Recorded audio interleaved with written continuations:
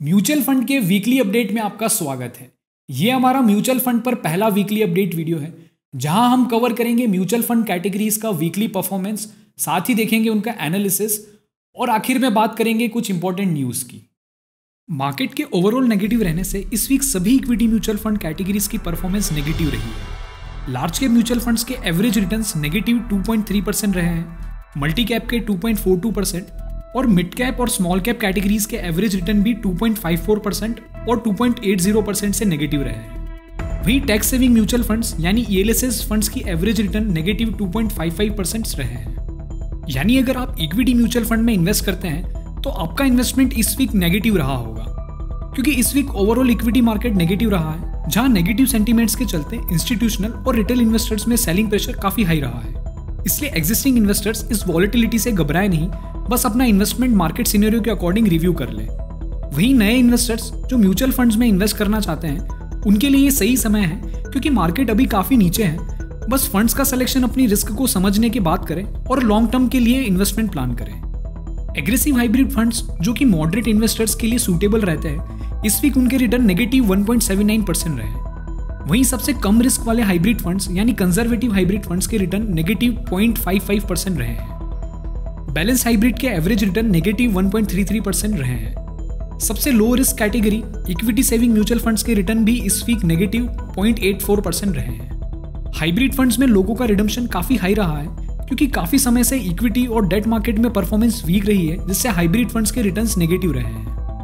अब date funds की performance की बात करें तो इस वीक लिक्विड फंड्स की एवरेज रिटर्न 0.13% रहे, अल्ट्रा शॉर्ट टर्म फंड्स के एवरेज रिटर्न 0.14% रहे। साथ ही शॉर्ट ड्यूरेशन और लो ड्यूरेशन म्यूचुअल फंड्स कैटेगरी के एवरेज रिटर्न सबसे ज्यादा 0.17% और 0.16% रहे हैं। वहीं दूसरी ओर लॉन्ग ड्यूरेशन डेट फंड्स के एवरेज रिटर्न नेगेटिव 0.42% रहे हैं। इस मंथ RBI रेट कट के बाद डेट फंड्स के रिटर्न्स बढ़े हैं, क्योंकि रेट कट डेट इंस्ट्रूमेंट्स के लिए पॉजिटिव होता है और उससे बॉन्ड की प्राइस बढ़ती है, जिससे डेट फंड्स के रिटर्न्स भी बढ़ते हैं। लेकिन लॉन्ग ड्यूरेशन फंड्स में नेगेटिव रिटर्न्स की वजह फिस्कल डेफिसिट बढ़ना हो सकता है, क्योंकि गवर्नमेंट डेफिशिएंसी को पूरा करने के लिए मार्केट में बॉन्ड इशू करके पैसा रेज करती है, जिससे बॉन्ड्स की सेल्स डिमांड से ज्यादा हो सकती है और इसलिए बॉन्ड प्राइसेस नीचे गिरते हैं और यील्ड बढ़ जाती है। इसी कारण फिस्कल डेफिसिट का इंपैक्ट डेट मार्केट पर नेगेटिव होता है। ऐसे में इन्वेस्टर्स जो डेट म्यूचुअल फंड्स में निवेश करना चाहते हैं, शॉर्ट ड्यूरेशन और लो ड्यूरेशन फंड्स में इन्वेस्ट कर सकते हैं। चलिए अब बात कर लेते हैं इस वीक की इंपॉर्टेंट न्यूज के बारे में।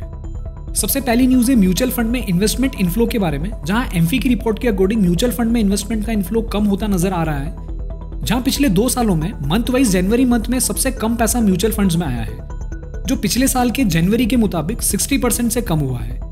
इसके सबसे बड़े कारण शेयर मार्केट की गिरावट और पॉलिटिकल अनसर्टेनिटी है, यानी इलेक्शन की वजह से लोगों ने इन्वेस्टमेंट पोस्टपोन किए हैं। शेयर मार्केट में लगातार गिरावट से लोगों के इन्वेस्टमेंट पर रिटर्न्स भी नेगेटिव हैं और इसी कारण रिडम्पशन का प्रेशर भी बढ़ा है। यानी म्यूचुअल फंड में इनफ्लो भी कम हुआ है और आउटफ्लो भी बढ़ गया है, जो कि लोगों की घबराहट को दर्शाता है। म्यूचुअल फंड इंडस्ट्री में टेक्नोलॉजी एडवांसमेंट से ईज ऑफ इन्वेस्टिंग को काफी बढ़ावा मिला है। पहले जहां इन्वेस्टर्स को पेपर बेस्ड इन्वेस्टिंग में डॉक्यूमेंटेशन फॉर्मेलिटीज की वजह से काफी समय लगता था, वहीं आज डिजिटल मीडियम से जैसे मोबाइल ऐप्स और वेबसाइट से इन्वेस्टमेंट काफी स्मूथ हुआ है। साल 2018 में डिजिटल चैनल से म्यूचुअल फंड में निवेश किए गए AUM की वैल्यू 25,000 करोड़ रही है।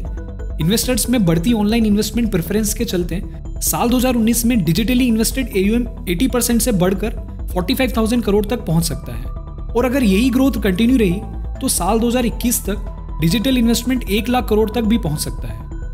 DSP म्यूचुअल फंड हाउस ने इस week 2 open ended index fund DSP Nifty 50 index और DSP Nifty next 50 index fund launch किए हैं।